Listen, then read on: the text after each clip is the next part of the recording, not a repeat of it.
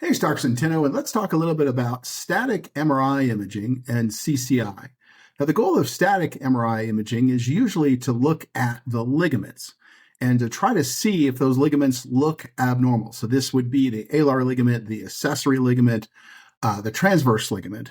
Those are the three primary ones, but you can also look at the tectorial membrane, the PAOM, etc. Now, good news and bad news here. You can see those ligaments on a static MRI, but you need a very specialized MRI to see them well.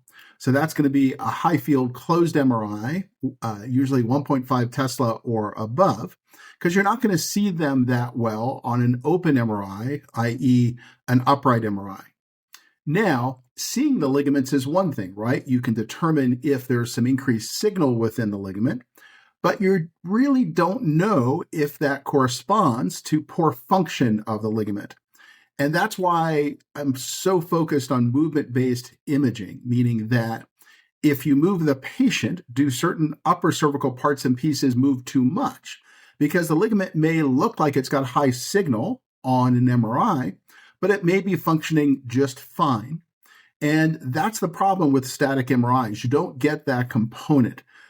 In addition, just realize that on a routine neck MRI, they're not even going to go that high to see those upper cervical ligaments.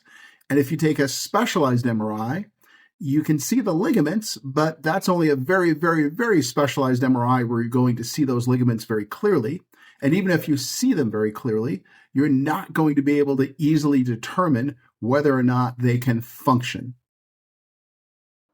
Hey, get this out to more patients by like, comment, share, subscribe. Thanks so much.